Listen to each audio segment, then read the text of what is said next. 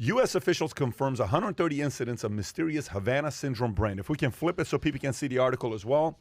So if you want to go a little higher, U.S. diplomats, spies, and defense officials have reported serious symptoms, and some within the past few weeks.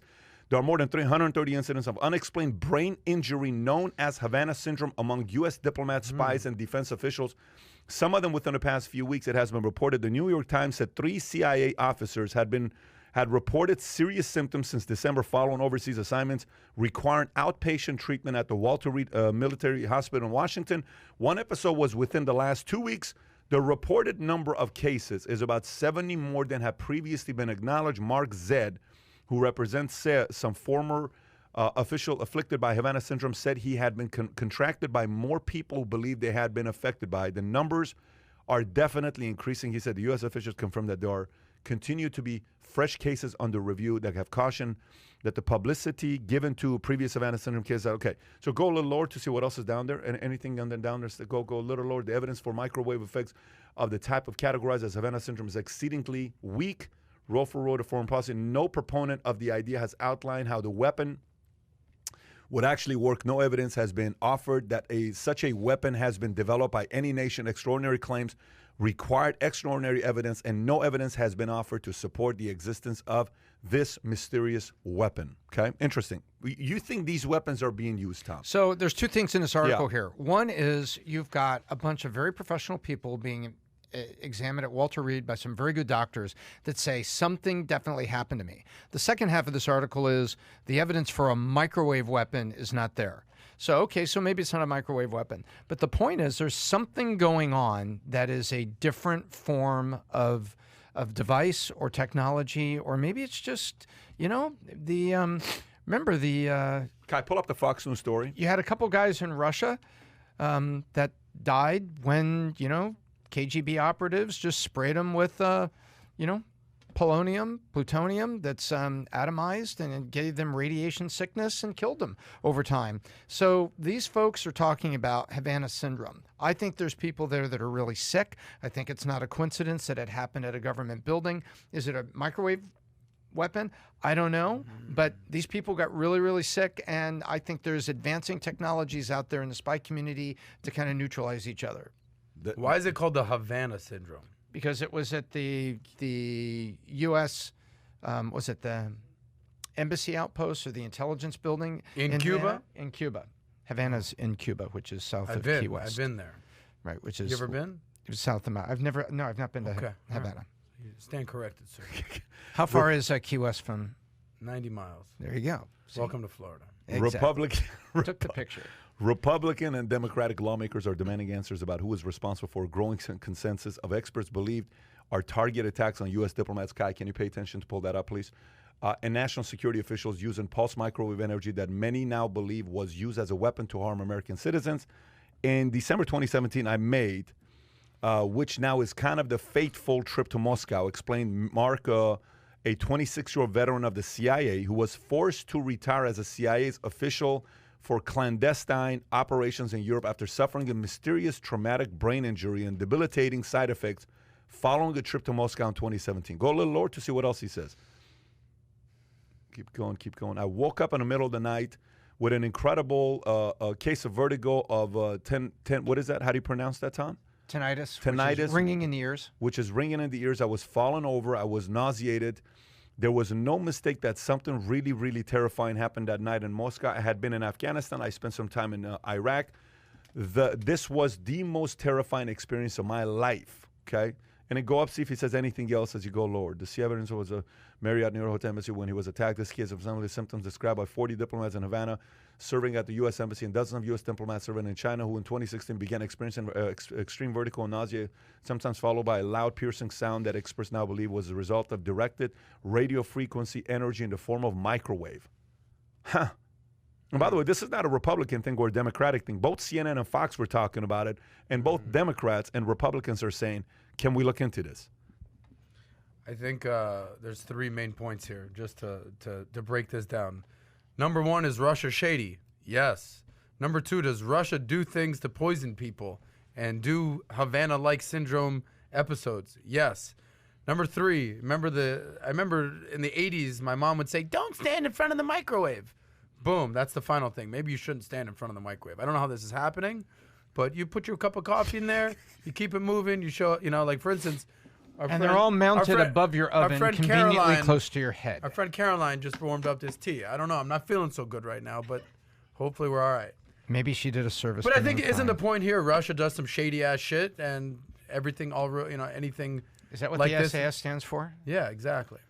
Method of weapons have changed dramatically, man. Like the days of, when I was speaking to Mike Baker, I said, Mike, how do you change this up? He said, change the method of a military budget that we have.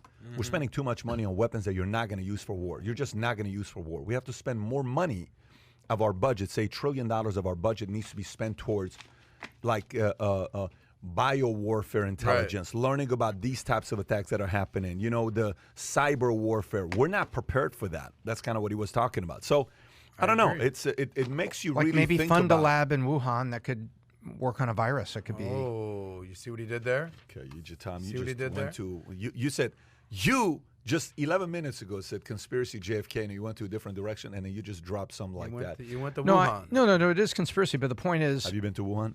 I have not been to Wuhan. No, You've been to Havana. I thought for sure I've been to Havana, but you've not been to Wuhan. well, I love the wet market. Have you ever had raw chipmunk? Man, tasty.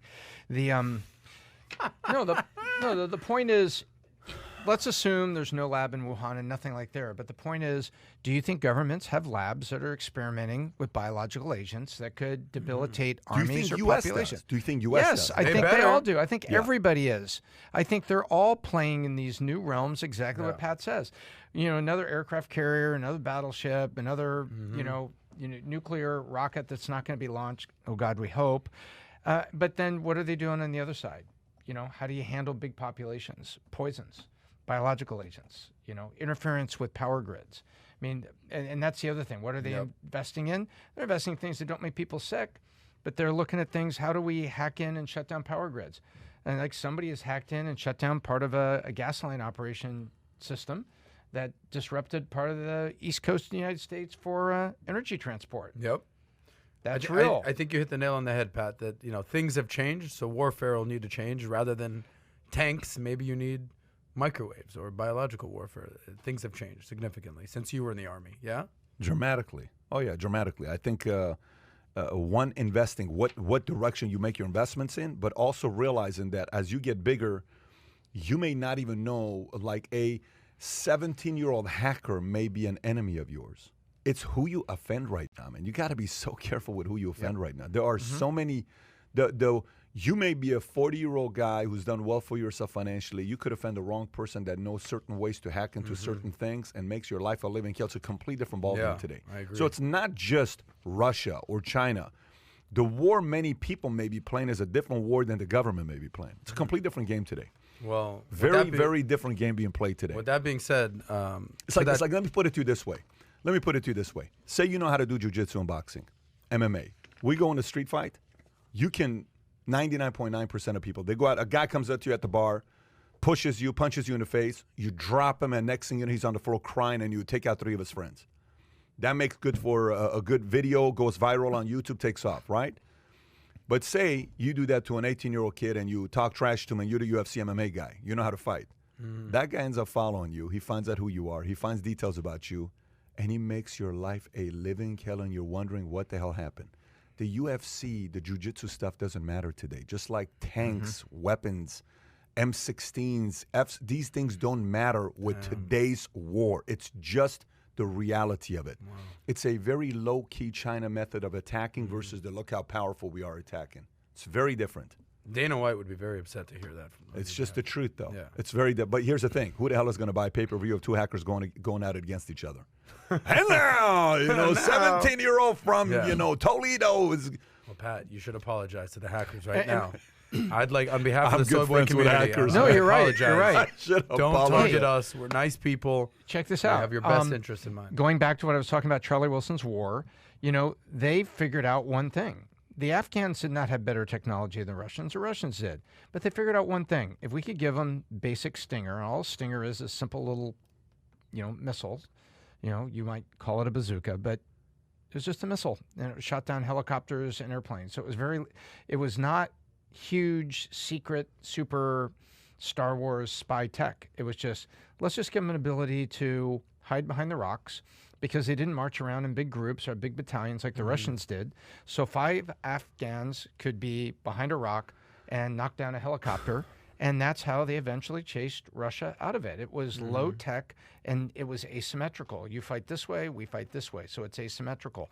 And now it's a digital war. It's an economic war. The war is being fought so differently. It's not about war armaments. And actually, if we break into a giant conventional bombing and assault war, it's really, you're stepping backwards with somebody.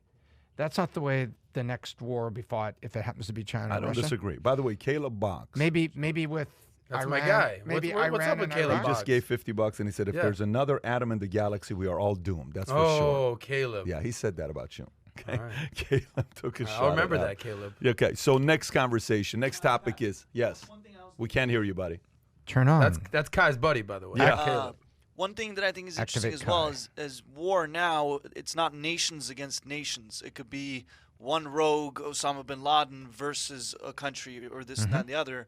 And also, even going back to the Korean War, is in some ways you can win by just not losing or just not giving up, like the North Korea did and Vietnam as well, where they didn't win, they just tired out, to where America then lost interest in the war, and that led to America losing. So there's different ways of winning wars, and especially now when it's not a whole nation versus a whole nation, Yeah. it's a lot different. So if you enjoyed this little short segment from the podcast that we did, here's another short segment to watch. Or if you want to see the entire podcast, click over here. Take care, everybody. Bye-bye.